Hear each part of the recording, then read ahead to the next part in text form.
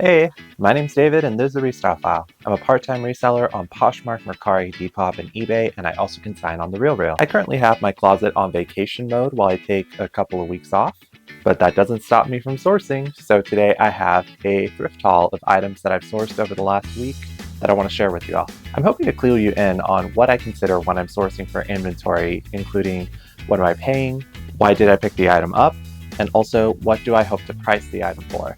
Before we get into it, please make sure to like, comment, share, subscribe, and hit the bell icon so you're notified every time I upload a video. The first item we have here is this long, slightly sheer black tunic top. The brand is Marcella. You can see it's a size extra large. I picked it up at Goodwill and purple was actually discounted at 75% off. So I paid roughly $1.20 for it, which was a huge reason why I sourced it. I am not familiar with this label, but when I looked it up, I saw that this top, it's called the Iris top, retails for about $80. And I checked comps on Poshmark, and it seemed to be reselling pretty consistently for about $35 to $40. So I'll be pricing mine about the same. It's really nice. It's in great condition. It's a great layering piece. Fits the witchcore / goth aesthetic, so I'm confident that it'll do well. This next item I picked up is a blue graphic t-shirt. You can see the label there. The brand is Affliction. It's a size extra large, which is a fantastic size. And I paid full price at about $6 for this shirt at Texas Thrift. It's a pretty typical Affliction shirt. If you know the brand, they have these loud sort of moto style or tattoo style inspired graphics, usually all over the shirt. And these actually sell pretty well. I paid $6 for this. I would expect that I could probably successfully list this at about $30 to $40. Another general tip, make sure that you're familiar with your thrift store's return policies. I know that a lot of thrift stores are final sale, but for example, Texas Thrift actually allows you to exchange merchandise within 14 days if you have your receipt and original tags on the item. So I had actually purchased another item for myself that when I got home, I didn't care for it. It didn't fit well. So I made sure to go back and exchange it. Since I had already perused the store enough, there really isn't really anything else that I wanted to exchange it for myself. But I did manage to find this and a couple of other things. So I was able to make full use of that money. A lot of people tend to assume that every thrift store is final sale. So making sure that you're aware of this type of stuff like return policies is really important for you as a reseller or even just a general buyer. Most Goodwills in my area also offer a 7-day return policy. And by return, I mean exchange. I've yet to see any stores that do full refunds. It's usually just store credit, but that at least helps you with paying towards your next purchase. If you follow my shorts, then you may recognize this dress. It is a green linen tropical sort of printed dress, and it's by Farm Rio. You can see it's an extra small, and I paid $8.59 for this dress at Goodwill. It does have one flaw here, but this will be a fairly easy fix. I was impressed that all the buttons happened to be there, so very pleased with that. This dress probably retailed for about $150 to maybe $200, and I'm fairly confident that I could probably list it anywhere from $45 to $65 and make a pretty decent sale. Might have to wait until next year when summer comes around, but who knows? People also take tropical destination vacations in the winter, or if you live in Texas, it's hot year round. This next item I almost purposefully left behind. I feel like the silhouette is so recognizable because this brand makes a bunch of items like this. This sort of bohemian tunic top with a smocked waist and smocked sleeve cuffs. So the label is Ramey Brook. This item is a size medium. You can see on this tag that I paid $2.72 for it. I've sold Ramey Brook one time in the past, and it was actually a super quick flip. I think it sold same day. But I almost left this behind just because I have seen comps on a lot of Ramey Brook items, and it's not always great. However, this piece did have really excellent comps. I was very surprised. And from what I saw in the sold comps, it sells for anywhere from 40 to $100. So I figured with such a low cost of goods at 272, I really couldn't pass it up. I wish it was silk. It's 100% polyester. The last item that I sold by Raymond Brook was silk. I'm confident that I can make a decent profit on this item. The next item I have here is a blue and white midi slash maxi striped sort of kurta dress almost. And the label is Pomander Place. It's a size extra small, and you can see I paid $272 as well. Pomander Place is a brand that is sold at this sort of boutique brand called Tuckernuck. But retail for these items is pretty decent. Usually, I think these sell probably at about 150 or so. So I checked comps. Comps are good as well, usually selling for anywhere from $40 to $70. So I'm going to list this at about $65 or $75 and hopefully land somewhere in the $50 range. Next item here is a vintage denim button snap midi length dress, and it is by Guess. You can see there that it's a size medium, and I paid $8.59 for it. I just thought it's too Y2K, too 90s core for me to pass up. It has butt pockets, which I feel is kind of weird on this dress, but I picked this up thinking that it was going to be a definite score. But when I checked comps later, when I got home, I saw that this dress on average is selling for about $20 to $30. So definitely not the price I'm hoping for, but I believe I'll still be able to do decently with it. I'm going to list it at about 50 and make sure to take some nice photos and put it on Depop as well. I don't believe there's currently any comps for this item, so at the very least there won't be a lot of competition, and I don't mind sitting on this item for a while. The next item here is a designer luxury label. It's this super soft, I believe it's 100% cashmere, sort of almost blazer style cardigan, and you can see that it actually has like sequins all throughout. The brand is Fabiana Filippi. It's made in Italy, and you can see that I paid about $6 for this cardigan at Goodwill. Knitwear, the comps appear to be pretty high. There was a lot of stuff over $100 listed currently for this label. But in terms of what the item sells for, it seems to range a lot. So I'm probably going to list this at maybe about $50 or $60 and hopefully land somewhere in the $40 to $50 range. Next item I have here was featured in one of my recent shorts, and it is this leather blazer. What's cool about this blazer is it does have a sort of mixed fabric on the back. It feels like a pont fabric, so Ponte, a very popular fabric that a lot of people like, and it is by Acris Punto. You can see that I paid about $7.50 since orange was discounted at 25% this week at Goodwill. And Acris is a designer label, and Acris Punto, I believe, is a sort of lower tier brand beneath the Acris label. But this is definitely real leather, and it's in pretty good condition. It's sort of a navy color. So I saw a couple of pieces by Acris Punto this day at Goodwill, but I left the other ones behind because they were fairly dated. This leather jacket, however, I think is timeless and an item that a lot of people would be into.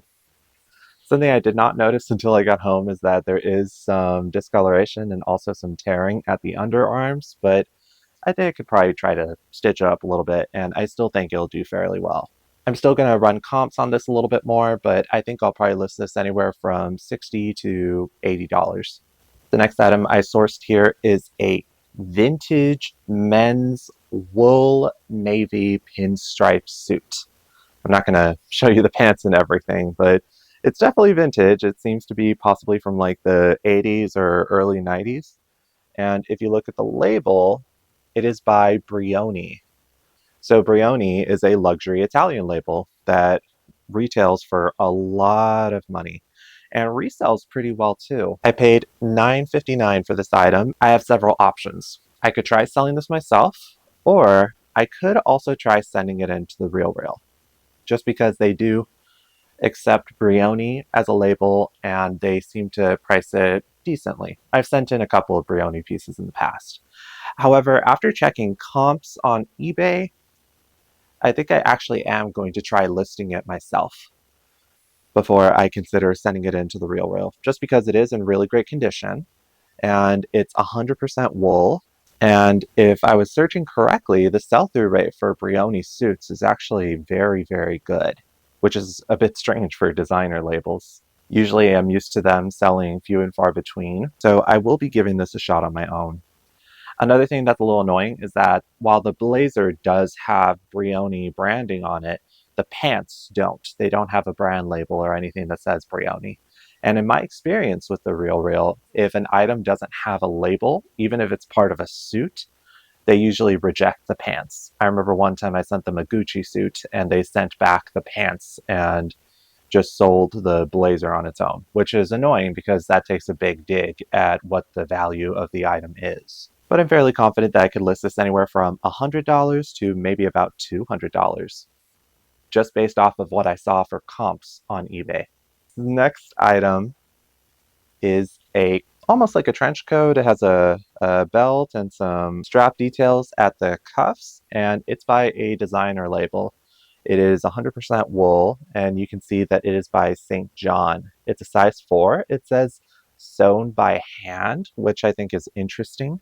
I paid $19.51. You got to be careful with St. John. Definitely doesn't sell for too much in terms of what it costs to retail. However, since this is a more substantial piece, it's outerwear, I thought, yeah, I could definitely make some of that money back. And this item, I think I actually will send into the RealReal. From what I checked on comps, they do tend to price outerwear a little bit better than they do most other pieces. Worst case scenario, if they don't price it well, I could always request the item back. And since I currently have a VIP status on the RealReal, since I've sold over $10,000 in the last year on there, I can get these items back for free. Otherwise, if I do end up listing it myself after requesting it back, I would probably list this at about $200. It's in excellent condition. So I thought it would be wise to sort of have categories when it comes to my hauls and have like t-shirts and light items first, and then knitwear, outerwear, and then coats and jackets. And in retrospect, that might have been a bad idea because this is really heavy. The next item here is from one of my shorts as well. I recently sourced this incredible denim jumpsuit, and it is super Y2K. Just look at that lacing detail and also this huge chunky belt. I'm so glad that this was a complete item. From what I checked on comps, there was a lot of people selling this item without the belt or without the laces. It is by Hot Kiss. Remember your first. It's a size medium. Orange was discounted at 25%, so I paid roughly $6.45 for this item. It's just really incredible. I checked comps on it, and they're a little bit all over the place. I've seen some that sell for $15, and I also saw a couple that sold for about $120 or $140. So I'm going to aim high. I don't mind sitting on the item for a little bit, and I think it'll also look really great on the mannequin, and will possibly do well on Depop. Some keywords that I might use for this is Bratz or Barbie, just because it seems to be very much that sort of aesthetic. 90s, Y2K. It gives me a lot of Christina Aguilera stripped vibes with this lace-up detail, but this is a really cool piece. I almost left it behind just because I thought, is it too dated? But when I checked the comps, I was like, nah, I gotta pick this up. Next item I have here is this incredible black jumpsuit. It is by Lily Rubin, which is sort of an old school designer label or department store label. And you can see I paid $8.59 for this at Goodwill. It's a size 8, and just look at all this detail on it. So there's stars all over it, there's sequins, there's beads, and it's also shown on the back. So pretty cool. It has some shoulder pads, some detail there at the waist as well. And Lily Rubin actually is accepted by The RealReal. They currently have another jumpsuit by this label on their website for about $450, which would be fantastic if they priced this at about that. I have concerns though because the one they have is silk and this one is 100% rayon. So I'm tempted to send it in just to see how they price it, and if they don't price it well, I could always request it back. I still think that this might be a really cool sort of New Year's item, especially for people who are into vintage clothing. I would probably list this at about $75 myself if I do end up listing it myself. I will try sending this in to the RealReal first. Really cool vintage piece. I love vintage clothing. Vintage clothing for me is always a bit of a gamble, but it's still cool. Sort of a nice piece of history. I have one last item here, and it is an accessory. It is a handbag. It's this red sort of envelope bag. And if you look closely beneath the tab, you can see it says the Couples right there. You can see the stamped label there as well. It says the Couples and made in Italy. I paid $2.99 for this bag at Goodwill. And I was super surprised when I found this just because I could immediately feel that the leather was quality. And I'm not familiar with this bag at all, but when I saw that it said the Couples, I thought, let me check what this is about.